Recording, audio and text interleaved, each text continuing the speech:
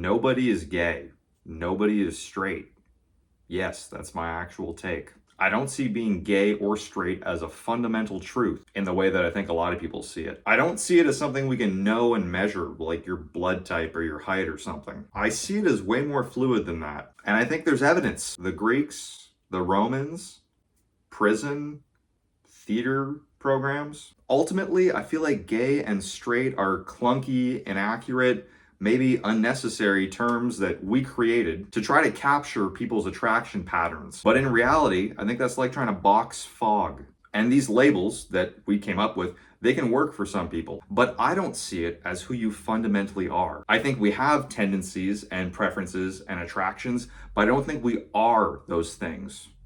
You know what I mean? Now, what you might be thinking is that I more believe in the idea of a spectrum, and I think the spectrum is a better attempt to capture human attraction patterns, but I still think it's more fluid and nuanced than that. I'll give you an example of how it can sound a bit absurd. Imagine you're talking to someone and they're like, my entire life made sense when I found out I'm 19.7% gay. I don't think it works like that. If there was a test that could prove that, that could be interesting, and not like a goofy question and answer quiz like I've done for fun, but like a COVID test for gayness, and it was provable and fully accurate, then I would be very open to change my mind. I'm not against changing my mind with new information. Imagine they made it seem like a COVID test, like they were gonna swab your throat, but really they were just checking your gag reflex. No gag is sus. Okay. I want to be clear that I'm not saying that who you're attracted to is 100% environmental. I definitely think people have tendencies. Feel free to fact check me on this next part, but there's some interesting facts around identical twins where they're more likely to both be straight or both be gay, but not every time, suggesting it's not purely genetic or environmental. Back to the spectrum, I know people use the spectrum to better explain how gay or straight they are to others, and I want to say, first off, you don't owe anyone an explanation. In fact, you don't even need to explain your own attractions to yourself. You can just have them. It doesn't need to fundamentally shift your view of yourself. I think I'm spamming fundamentally at this point, and I know that's easier said than done. Now, if everything I've said so far has sounded wildly, dystopianly left-wing, hang on for a second.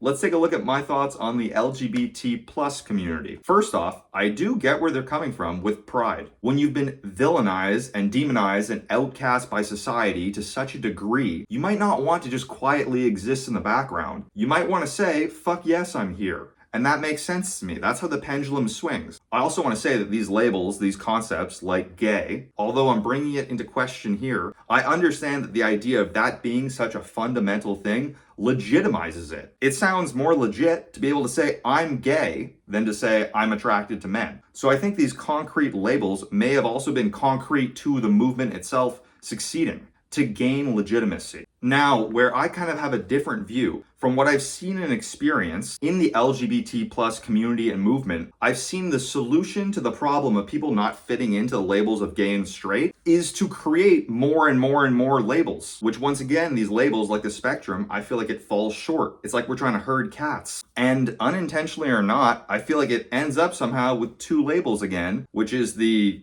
us and them label of straight and everything else, which doesn't seem that unifying and becomes a binary choice for anyone trying to figure out where they fit in. I've seen some stuff online that's gone as far as telling bi girls not to bring their straight boyfriends to Pride. That doesn't feel like the end goal of progress that I would imagine. You have any clue how many straight identifying men are rounding to straight? Another thing I want to say, and I kind of already said it, but you're allowed to not know, and you're allowed to experiment. I've heard complaints from the LGBT plus community of people being bisexual as a trend, and that's kind of wearing their lifestyle as a costume, sort of a cultural appropriation critique. But if they want to use that woke critique, I'll use my own woke critique and say that that's gatekeeping. You can't gatekeep the best head. But in all seriousness, you don't need to decide that you want to marry someone of the same sex to experiment. You don't have to, but you can. And it doesn't have to cause an existential crisis. What if there was just that one person in one circumstance of the same sex that you were attracted to? It could happen. It has happened. Now I'm curious, now that you know my take, although I haven't been trying to hide it, if you can kind of see what I'm doing with some of my content, A lot of it has been trying to poke holes in the system that we've set up. Like the quotes of the day, they're basically sus loopholes. I've been trying to highlight the absurdity of a lot of this. I mean, a lot of it, to be fair, are just dick jokes, because dicks are funny. It looks like something that grows off the seafloor. Now, first off, you can completely disagree with me. Totally valid. But one little idea I'm going to throw out there, if you're interested, is that if someone asks you if you're gay or you're straight or whatever, instead of answering you're gay or straight, you could say, I like boobies, or I like dongs, or I like boobies and dongs. I like how that answer leaves a bit more room. It's not a life sentence. And you're answering with what you like, not who you are fundamentally. It's not perfect. It's not perfect for every scenario.